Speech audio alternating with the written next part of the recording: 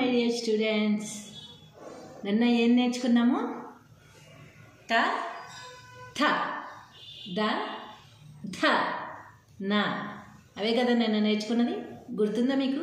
అందరూ ప్రాక్టీస్ చేశారా? తథదధ్వనాలు వచ్చేసాయా మీకు? అయితే ఇవాళ ఇంకో మరో 5 అక్షరాలు మీకు నేర్పిస్తాను. ఇదే లాస్ట్ 5 లెటర్స్ అన్నమాట.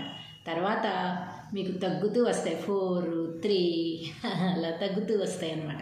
మీరు ఇంకా ఈజీగా నేర్చేసుకోవచ్చు. ఈరోజు మీకు నేర్పించాలనుకుంటున్న 5 అక్షరాలు ఇప్పుడు రాసేద్దాం.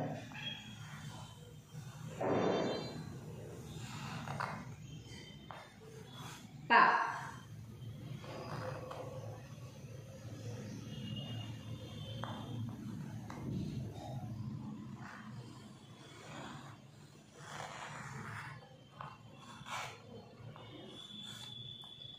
ఫ,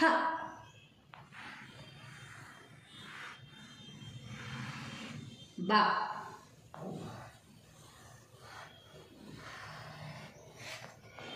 భ,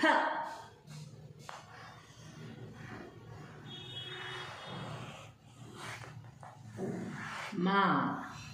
చూడండి, ప అంటే మనం ఏఐలో ఫస్ట్ ఏ ఉంది కదా, ఆ ఏ అనమాట. ఇక్కడి వరకే తీసుకురావాలి. కాకపోతే ఇక్కడి వరకు తీసుకొచ్చి దీనికి టచ్ అవ్వకుండా దూరంగా ఒక తలకట్టు అనేది పెట్టాలి.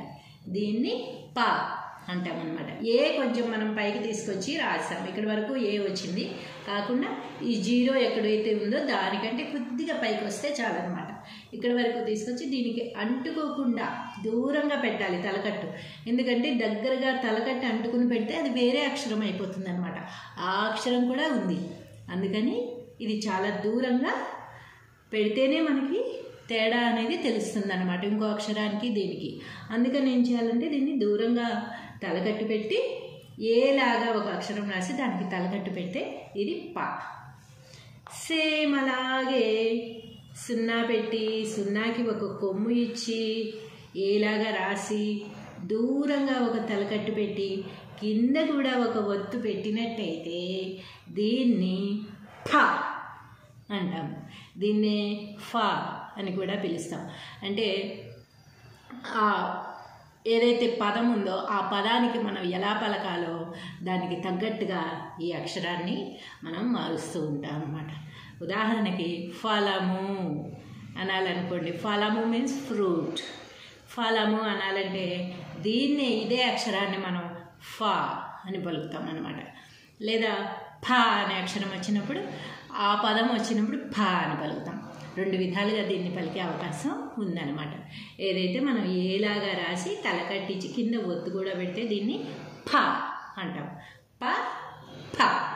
ఇప్పుడు చూడండి, మీకు ఇదివరకు చాలాసార్లు ఈ అక్షరం గురించే నేను ఆ అక్షరాలు జాగ్రత్తగా రాయండి అని చెప్పాను. ఏమేమి అక్షరాలు అవి?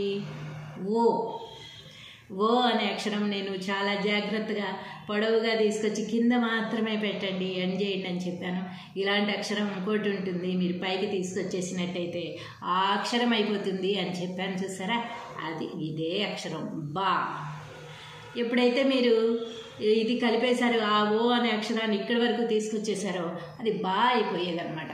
అందుకు మీకు ఓ అనే అక్షరం ఇక్కడే ఎండ్ చేయమని చెప్పడం జరిగింది. అప్పుడు అలా కాకుండా జా అని కూడా ఒక అక్షరం ఇలాంటిదే మనం రాసాం. ఇక్కడి వరకు తీసుకొచ్చి ఇక్కడ ఇలా పెట్టారనుకోండి, జాకి మనం ఇలాగే కదా పెడతాము, అర్ధచంద్రాకారం. అది పెట్టినప్పుడు దీనికి అర్థం లేకుండా అయిపోతుంది అన్నమాట.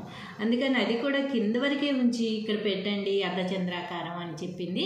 ఈ అక్షరం కోసం మనం అవి జాగ్రత్తగా రాసుకోవాల్సిన అవసరం వచ్చిందనమాట. ఇలా పైకి తీసుకొచ్చేసి ఉంటే బా అనే అక్షరానికి ఆ అక్షరాలు ఓ అనే అక్షరానికి తేడా ఉండేది కాదు. కనుక అది కిందే ఎండ్ చేయాలి. ఇది వచ్చేసి ఎక్కడైతే స్టార్ట్ చేసామో అక్కడ ఈ కొమ్ము అనేది ఎండ్ అవుతుంది అనమాట. మనం ఇక్కడ నుంచి మొదలు పెడుతున్నాం కదా, ఈ కొమ్ము కూడా ఇక్కడ ఎండ్ అవుతుంది. ఇలా ఎండ్ అయ్యే అక్షరాన్ని ఓలాగే రాస్తున్నాము, కానీ పై వరకు తీసుకొస్తున్నాం కనుక దీన్ని బా అంటామన్నమాట. బా. ఇలాగే సేమ్ అదే అక్షరానికి మనం ఏం చేస్తున్నామంటే ఒక తలకట్టు ఇక్కడి వరకే తీసుకొస్తున్నాము. ఎక్కడైతే మొదలు పెట్టామో అక్కడ వరకు తీసుకొస్తున్నాము. దానికి ఒక తలకట్టు, కింద ఒక ఒత్తు ఇస్తున్నాం. దీన్ని భ అంటాం. అంటే చాలామంది ఏం చేస్తారంటే ఇదే అక్షరం రాసేసి కింద ఒత్తు పెడుతూ ఉంటారు.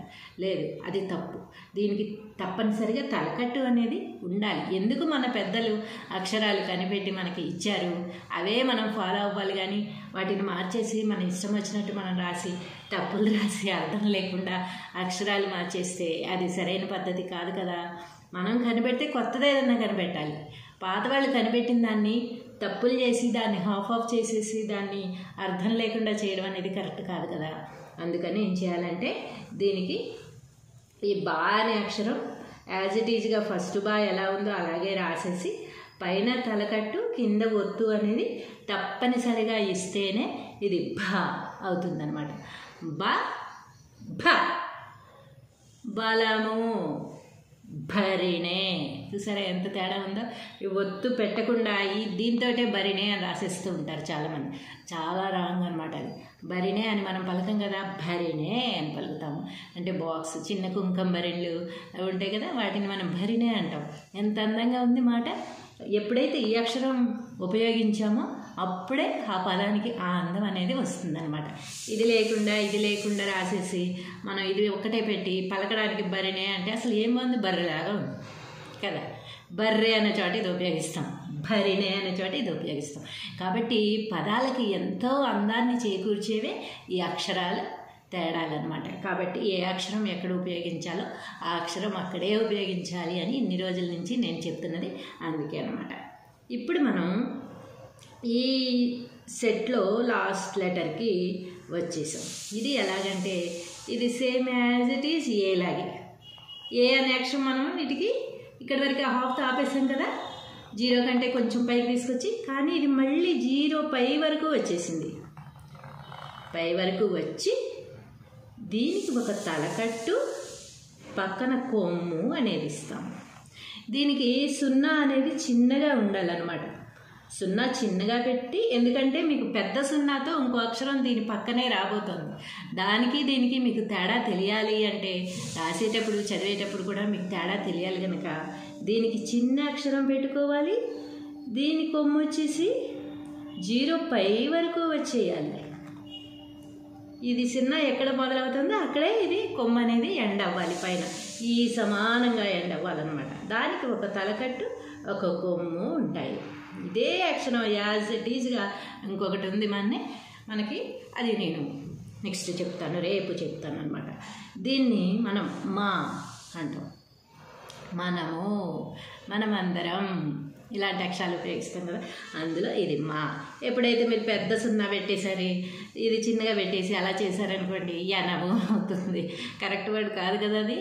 కాబట్టి అక్షరాలు ఎలా నేర్పిస్తున్నారు, ఏమిటి, ఎంతవరకు ఏది రాయాలి, ఎక్కడ ఎండ్ చేయాలి, ఎక్కడ మొదలు పెట్టాలి, ఎక్కడ ఆపాలి, దేనికి తలకట్టి ఇవ్వాలి, దేనికి కొమ్ము ఇవ్వాలి, దేనికి ఒత్తి ఇవ్వాలి, దేనికి ఇవ్వకూడదు అనేది అన్నీ తెలుసుకుంటూ అక్షరాలు నేర్చుకుంటే మనకి లైఫ్ లాంగ్ కూడా గుర్తుండిపోతాయి.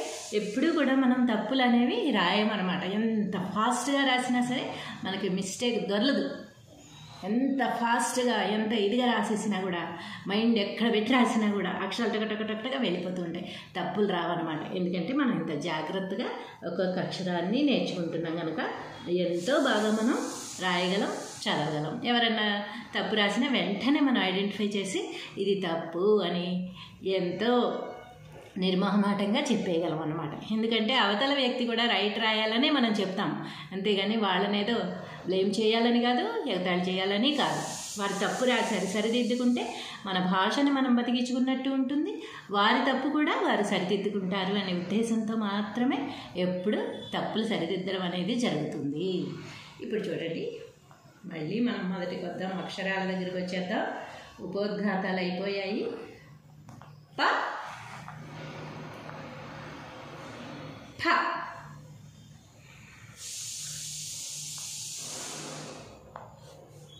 బ,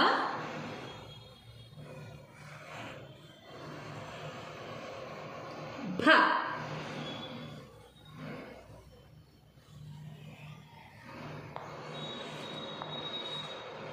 మా.